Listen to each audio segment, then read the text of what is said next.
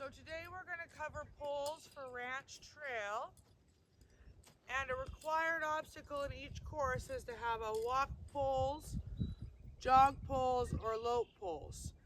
Now you don't have to have all three in your course, but you should be able to ride them all. The poles that we allow for, at home I generally set them for what our city trail would be, and then I know if they're a little bit bigger, I can just need to extend a little bit, but they won't ever be too small for what my horse is used to. So the jog poles should be set about 3 feet apart. When you're going to set them up at home, set at least 3. Okay? That way your horse isn't going to want to try and lope over a pole, 2 poles by itself. It's only 3 feet apart. So a really good way to remember is we have 2 feet for the walk, 3 feet for the trot / jog, and 6 feet for the lope. Okay?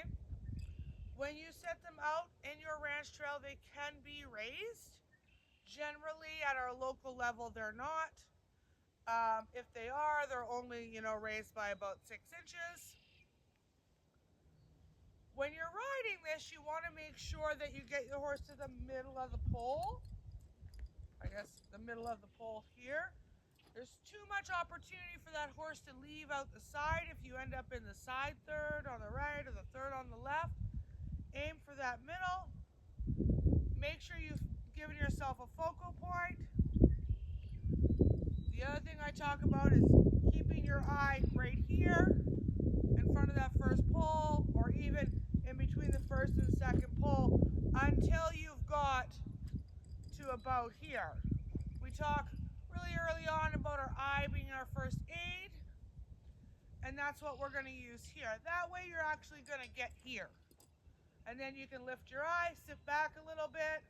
Depending on your horse, you may have to breathe deep so they don't rush, or push a little because they want to break down on you. When you're riding in a ranch, the farther away you can get straight, the better. It's the better track. It's the same as if you're going to go ride to a jump. That way you can get to that middle pace and you can make any changes out there to make sure you're going to be straight.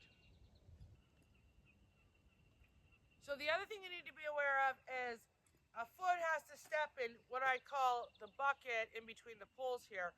So a foot has to step in between. If you skip one, it is a penalty. So when the horse jogs over these jog poles, a front foot and a hind foot have to actually step in each. So the left front will step in this one, let's say, and the right hind as they reach over and go to the next poles. I've done a little close-up of that so that you can see that.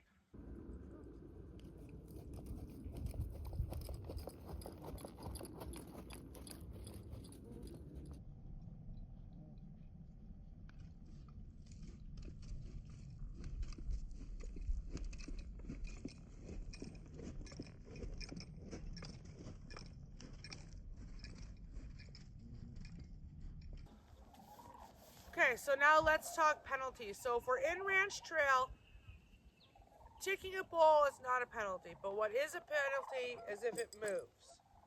Okay, so if you step on one of the poles, 1 point penalty. If you step outside the obstacle with 1 foot, 1 point penalty. 3 point penalties is if you knock over an elevated pole. So if this were elevated and you knock it over of its elevation, then 3 point penalty. 3 point penalty if you go outside the obstacle for more than 1 foot. So if you end up over here, 5 point penalty for not completing the obstacle. So if you go over 1 pole and then you go off the side, 5 point penalty for. So obviously the opposite of penalties is getting a plus score on that maneuver score. So in order to get a plus score on that maneuver score, you have to add degree of difficulty.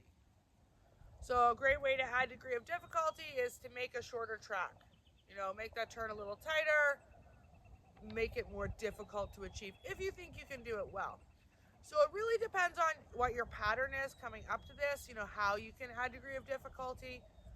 Remember that each obstacle has a maneuver score, but that maneuver score includes part of before the obstacle and part of after the obstacle.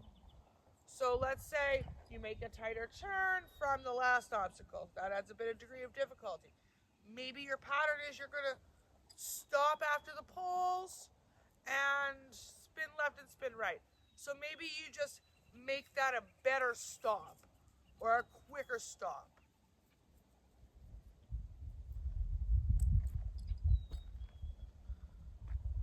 Really, when you want to add degree of difficulty, you have to look at the pattern as a whole.